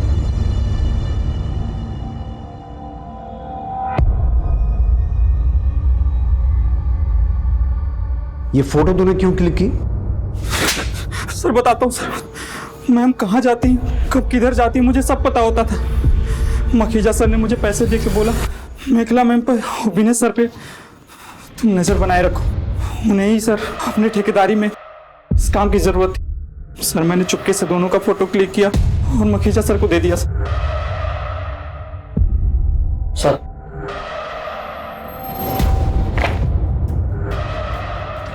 सर इसके कॉल डिटेल्स आ गए। जिस वक्त मखीजा का मर्डर हुआ था तो उसके घर के आसपास क्या कर रहा था? कहीं तूने ही तो मखीजा का मर्डर नहीं किया? नहीं साहब, मैं तो मेखला मैम को लेके गया था। लेकिन सर मखीजा के मर्डर के समय मेखला का फोन तो उनके घर पे था। मेखला का फोन घर पे था, मेखला घर पे नहीं थी। कहाँ गई थी आप? मैं अपने घर पर ही थी। आपके ड्राइवर ने बयान दिया है कि उस दिन वो आपको मखीजा के घर लेके गया था। मेखला जी, आपके घर से लेकर मखीजा के घर तक जितने भी सीसीटीवी कैमरा हैं हमने सबकी फुटेज मंगवाई है। किसी न किसी सीसीटीवी में आप कैप्चर हो जाएंगी। आप पढ़ी लिखी महिला हैं। यहाँ तो बड़े बड़े क्रिमिनल्स पुलिस की मार सह नहीं पाते और सच उगल देते हैं। और सोच लीजिए आपका क्या होगा। यहाँ तो बड़े बड़े क्रिमिनल्स पुलिस की मार सह नहीं पाते और सच उगल देते हैं। और सोच लीजिए आपका क्या होगा। नीतू, इन्हें तब तक मारो जब तक ये सच न बोले। मैं सब सच बताती हूँ। I am sorry. मैंने मखीजा को जानबूझकर नहीं मारा। उसने दोपहर 12 बजे सोशल नेटवर्किंग साइट पे हमारे पिक्चर्स वायरल करने की बात लिखी थी। मैं डर गई थी। उससे यही रिक्वेस्ट करने के लिए मैं उसके घर पर गई, लेकिन उसने वहां बदतमीजी की। मैं बहुत गुस्से में आ गई और वहां पर पड़ा एक फ्लावर वास उठाया और उसके सिर पे मारा। जख्म बहुत गहरा था और मखीजा की वहीं पर डेथ हो गई। मैं डर गई थी। मेरे समझ में नहीं आ रहा था कि मैं क्या करूं। मैंने जैसे तैसे अपने आप को कंट्रोल कर लिया। ये सोच लिया कि जो होना था सो हो गया। मुझे एक आइडिया आया, अगर इस मर्डर का ब्लेम विनय पे आता है तो उसकी वाइफ को हमारे रिश्तों के बारे में पता चलता और वो उसे छोड़ देती। फिर मैं विनय के साथ शादी कर पाती। मैंने विनय को प्रमोशन देके उसके लिए एक आईडी कार्ड बनवाया था। उसे सरप्राइज देना चाह रही थी, तो वही आईडी कार्ड मैंने मखीजा के डेड बॉडी के पास रखा। आपने अपने ही बॉयफ्रेंड को मर्डर केस में फंसाने की कोशिश की? वो तो बस थोड़ी दिनों के लिए ही फंसता ना, क्योंकि वहां पर ना तो विनय के फिंगरप्रिंट्स थे और ना ही कोई सबूत था, क्योंकि विनय वहां पर गया ही नहीं था और उसने मर्डर किया ही नहीं था। तो वो बस थोड़े दिन में ही बच निकलता। अभी कहाँ है विनय? यही तो समझ में नहीं आ रहा है सर, लेकिन पता नहीं क्यों मेरा मन कर रहा है कि विनय खतरे में है। प्लीज उसे बचा लीजिए। कहीं ऐसा तो नहीं कि इतना कुछ होने के बाद भी विनय ने शादी से मना कर दिया और आपने उसे मार डाला और उसके परिवार को अगवा करके उनके साथ भी कुछ भला बुरा किया? मैंने सिर्फ मखीजा को मारा है और वो भी एक्सीडेंटली। अलग अलग हादसों से जुड़ी रेवती नंबर 2 और रेवती नंबर 3 अलग अलग नहीं है, बल्कि एक ही रेवती है। इस हैरत अंगेज सच के सामने आने से इस केस में एक बड़ा उलटफेर हो गया। सारे बिखरे हुए पहलू एक दूसरे से जुड़ गए और होली के दिन शुरू हुई अपराधों की एक कड़ी पुलिस के सामने खुलने लगी। अब जरूरत थी उन सभी अपराधियों को पकड़ने की, विनय और उसके परिवार को बचाने की। पुलिस तुरंत एक्शन में आ गई। मिशन रिस्की था, लेकिन रिस्क तो पुलिस की ड्यूटी का एक अहम हिस्सा है। और इसी दौरान पुलिस को एक अहम खबर मिली।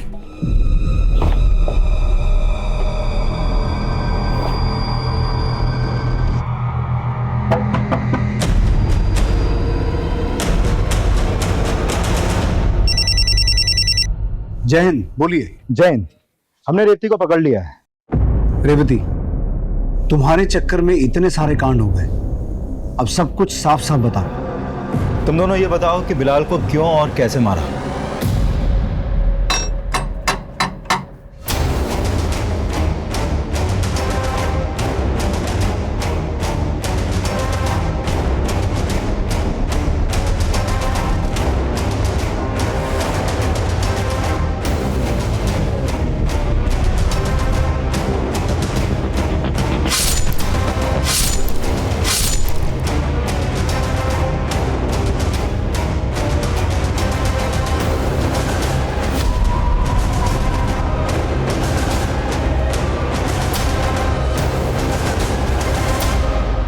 हमने बिलाल को मार के उसकी बॉडी झाड़ियों में फेंक दी।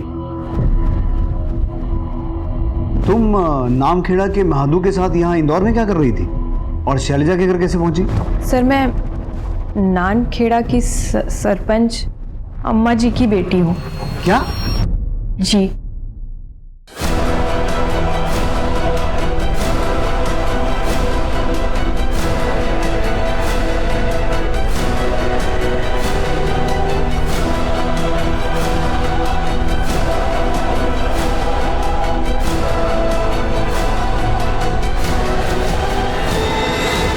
फिर मैं श्याम की मदद से इन सब से दूर मुंबई चली गई। तो तुम सिर्फ थोड़ी देर छिपने के लिए शैलजा के घर गई थी और फिर मुंबई चली गई। यहाँ पहले विनय गायब हुआ, फिर शैलजा और सोनू गायब हुए, महादू का मर्डर हो गया। क्या शैलजा दीदी की पूरी फैमिली गायब हो गई? हे भगवान, कहीं मेरी अम्मा जी को ये पता तो नहीं चल गया कि मैंने उनके घर में आश्रय लिया था और अम्मा जी ने ही तो उन्हें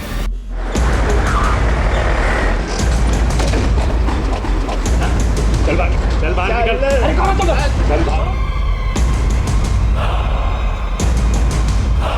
रेवती कहाँ है? उसे तो मैंने कॉलेज के गेट पे छोड़ दिया था। मुझे कैसे पता होगा कि वो कहाँ?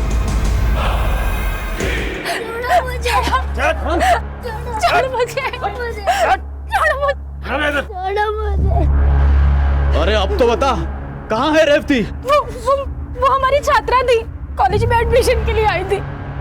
हमने तो बस उसकी मदद की है, हमें और कुछ नहीं पता। आप मेरे पति को छोड़ दीजिए। लटका दो इन लोगों को भी। लटका रहे? माजी ऐसा मत करो। माजी वो पेट से है। माजी तो आप तो वो पेट से है। फिर तो ज्यादा देर दर्द बर्दाश्त ही नहीं कर पाएंगे, है ना? और बहुत जल्दी अपना मुंह खोल देंगे। बताओ, वो तो कहाँ चुप होकर रखा है? बताओ, बताओ।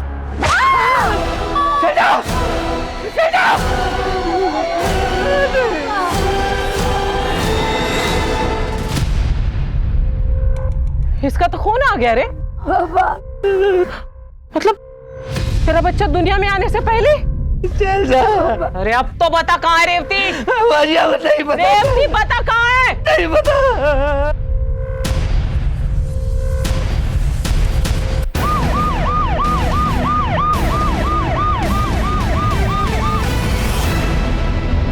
आपके घर की तलाशी लेनी है, वारंट दिखाओ। ये आज की सरपंच और आने वाले कल की विधायक जी का घर है। यहाँ वारंट कुछ नहीं चलता। चलो निकलो यहाँ से। मैं वार्निंग दे रहा हूँ, अगर पुलिस के काम में दखलंदाजी की तो मुझे गोली चलानी पड़ेगी। ए दरोगा, क्यों मेरे हवेली की तलाशी लेना चाहते हो? आपकी बेटी रेवती कहाँ है? तो घर पे। बुलाइए। रेवती,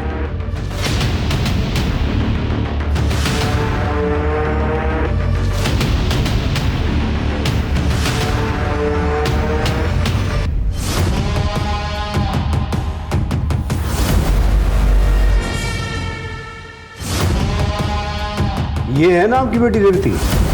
आप समझिए आप कि आपके घर की तलाशी क्यों लेनी थी। तलाशी लो पूरे घर की। सर,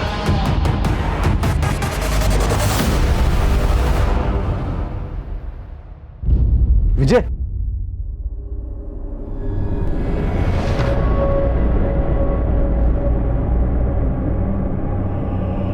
बच्चा जिंदा है। सुरेश, इसे हॉस्पिटल लेके जाओ जल्दी।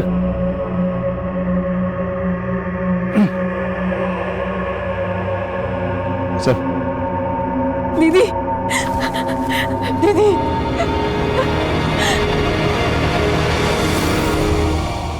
अब बताएंगी महादू को कैसे मारा?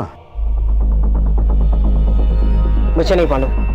नीतू, सबके सामने मारो इसे। सब मैंने मारा।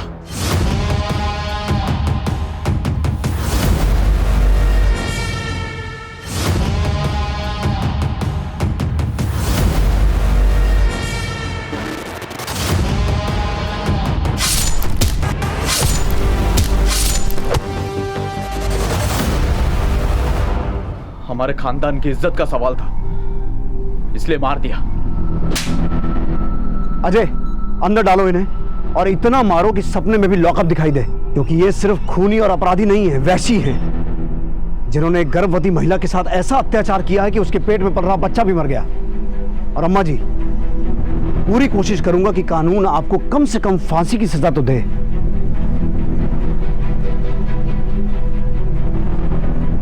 आप सब भी जाइए यहां से। देखा रेवती, तुम्हारे एक झूठ ने कैसा खेल रच लिया। मैं मानता हूं तुम्हारे साथ भी बहुत कुछ गलत हुआ है, लेकिन तुम्हारे उस एक झूठ ने कई जिंदगियों का सच बदल दिया। विजय, इसे भी ले चलो। पुलिस ने पुख्ता सबूतों और गवाहों के साथ अपराधियों को कोर्ट में पेश किया और उन्हें सजा दी गई। लेकिन ये कहानी यही खत्म नहीं होती है। अम्मा जी और संग्राम ने अपने खानदान की इज्जत बचाने के नाम पर जो अपराध किए, उसका समर्थन करने वाले बहुत से लोग इस समाज में मौजूद हैं, जो आज भी ये नहीं मानते हैं कि जन्म और जात पात का भेदभाव करना गलत है। हम सब इंसान ही हैं, और जिस दिन हम किसी भी इंसान को उसके जन्म से नहीं बल्कि उसके कर्मों से जज करना शुरू करेंगे, तो शायद उसी दिन से बहुत सारे अपराध अपनी जड़ से ही मिट जाएंगे। दोस्तों, कोरोना वायरस से बचाव के लिए सरकार और प्रशासन ने कई कदम उठाए हैं।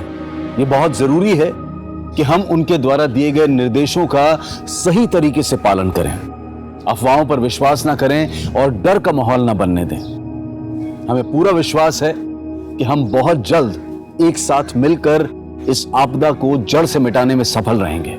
अब मैं अनूप सोनी आपसे विदा लेता हूं। फिर मुलाकात होगी क्राइम पेट्रोल सतर्क के ब्लैक हेडलाइंस अध्याय में एक और नए केस के साथ।